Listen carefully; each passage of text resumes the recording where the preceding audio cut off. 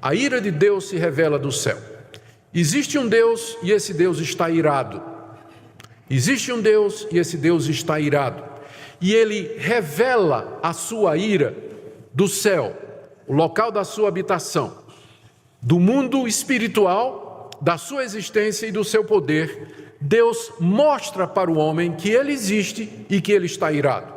Deus faz isso na consciência das pessoas. Por isso que o sentimento religioso é universal. Qualquer país do mundo, em qualquer época do mundo, você vai encontrar pessoas com medo de um poder superior. A prova disso é que todas as religiões elas vão incluir algum tipo de pagamento de pecado, de culpa, tentativa de apaziguar essa divindade, mas essa consciência que o homem tem de que existe algo superior faz com que ele viva aterrorizado. O sentimento de culpa é universal. Você vai encontrar gente sentindo culpa na China e nos Estados Unidos, entre os povos mais bárbaros, entre os índios que sacrificam suas crianças, que fazem sacrifícios brutais de animais. A ira de Deus se revela do céu. Deus fala na consciência do homem. Mesmo o homem mais bruto sabe lá dentro que existe um Deus e que esse Deus está irado com os seus atos. A ira de Deus se revela do céu. Existe um Deus e Ele está irado. A ira de Deus não pode ser comparada com a raiva humana, que a raiva humana frequentemente envolve egoísmo, desejo de vingança, compensação. A ira de Deus é o desprazer que esse Deus santo sente diante da rebelião das suas criaturas. É o propósito determinado que Ele tem de que Ele vai punir essa desobediência e esse pecado. É a resolução imutável do seu ser em rejeitar o pecado e finalmente tratar com justiça aqueles que desafiam a sua existência e a sua autoridade. Essa é a ira de Deus, é a retribuição da sua natureza santa diante da ofensa que o pecador lhe faz.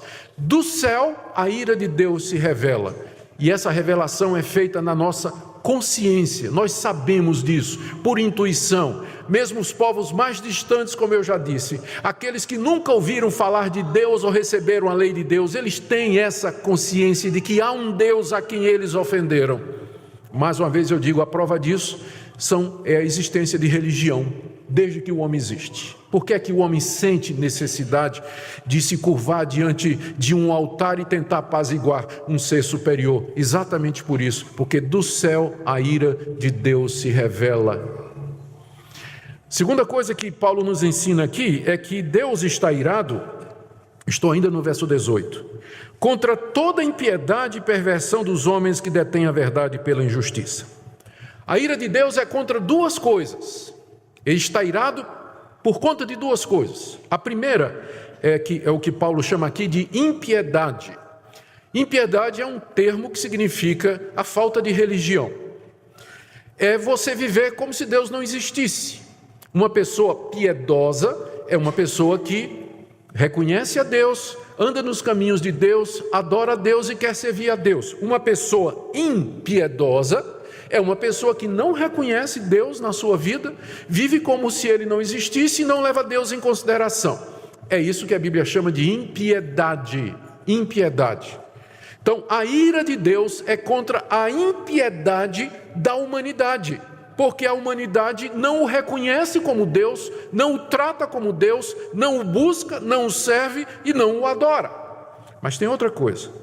Deus está irado não é somente contra a impiedade de toda a raça humana, mas Ele está irado, diz aqui, contra a perversão dos homens. Enquanto que impiedade fala do relacionamento do homem com Deus, perversão fala do relacionamento do homem com o homem. A perversão aqui é perverter o direito, é perverter a dignidade, perverter a justiça, é o tratamento imoral, injusto e opressor de uma pessoa com a outra. E Deus está irado contra isso também, não somente porque as pessoas não o adoram e o buscam, mas porque elas se maltratam, se odeiam, se enganam, se defraudam, se oprimem o homem, prejudicando e fazendo o seu semelhante sofrer. Então, Deus está irado contra isso, contra isso. Agora, como é que a humanidade chegou nessa situação de impiedade e perversão? Veja o final do verso 18.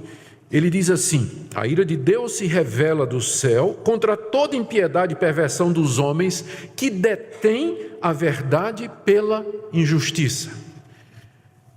Eles detêm a verdade pela injustiça. A verdade é a verdade a respeito de Deus, que Ele revelou de si mesmo, quer seja na natureza, quer seja na nossa consciência. Há um Deus e esse Deus é santo, e esse Deus deve receber respeito, adoração, ação de graças de todos os povos, mesmo daqueles que nunca ouviram o Evangelho, nunca ouviram a lei de Moisés, mas esse conhecimento inato, não é, está no coração do homem. E por conta disso, o homem deveria fazer isso. Mas o que é que o homem faz com a verdade? Paulo diz aqui que o homem detém a verdade pela injustiça. Presta atenção nessa palavra deter. Ela significa literalmente manter embaixo. E a ideia aqui é de matar alguém por afogamento. Manter alguém, pega a cabeça de alguém, empurra para baixo d'água até que vai sufocando até que a pessoa morre. É isso que a palavra deter aqui significa. O homem não pode mudar a verdade, mas ele pode sufocá-la, ele pode reprimi-la, ele pode suprimi-la. E a ira de Deus é exatamente por isso, porque Ele se revelou à humanidade na criação e na nossa consciência. E o que é que a humanidade faz com o conhecimento de Deus? Empurra para baixo, sufoca, reprime, e como resultado vem a impiedade e vem a perversão. Ninguém nasce ateu. O conhecimento de Deus é inato a todo ser humano. Nós nascemos com a imagem de Deus em nós e a consciência de que existe um Deus. Esse conhecimento de Deus, ele é inato a todo ser humano. O ateísmo, a impiedade, o materialismo é uma deliberação que a pessoa toma depois. Mas ninguém nasce ateu. A pessoa toma essa decisão mais tarde.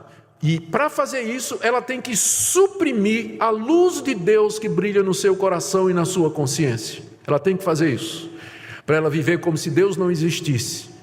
Ela tem que suprimir essa revelação de Deus no seu coração. Eu penso que isso aqui é importante para você e para mim, para que nós possamos entender por que é preciso o Evangelho. Por que o Evangelho é necessário? Por que é preciso uma outra revelação? Essa revelação aqui da ira de Deus, ela é suficiente para deixar você sem desculpa. Mas ela não é suficiente para lhe salvar, porque ela não diz de que maneira você pode escapar da ira de Deus. As árvores, o universo, as estrelas, o sol, eles não vão dizer para mim de que maneira eu posso então me reconciliar com esse Deus, pedir perdão a esse Deus e ser aceito por Ele. Eles não vão me dizer isso, eles só vão mostrar que há um ser todo-poderoso, maior do que eu, por detrás de todas as coisas. Mas como eu posso me reconciliar com esse ser, a natureza não vai me dizer. É preciso uma outra revelação. E essa é a revelação que nós chamamos de revelação especial, que Deus deu através de Jesus Cristo, seu Filho, o Evangelho de Cristo. Essa revelação, Paulo vai desdobrá-la aqui na carta aos Romanos, ele vai explicar essa revelação mais adiante. É a única forma pela qual nós podemos ser salvos da ira de Deus. E para que você entenda então a necessidade do Evangelho e a exclusividade do Evangelho, é primeiro necessário que você entenda a perdição da raça humana toda. Estamos debaixo da ira de Deus, com justiça. Não há inocentes diante de Deus.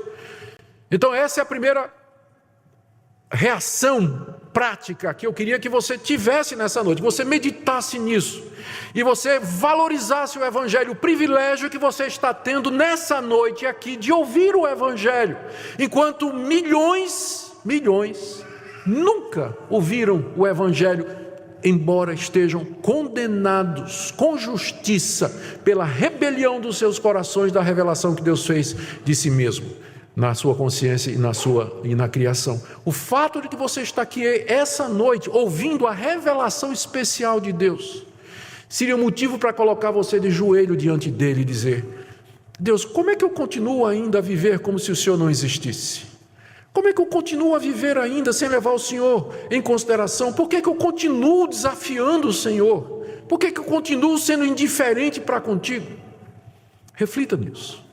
É que você examinasse o seu coração, especialmente se você é uma daquelas pessoas que tem dificuldade de acreditar em Deus, argumentando coisa do tipo, não porque a ciência, não porque as descobertas científicas, não porque a racionalidade. Eu queria que você pensasse outra vez.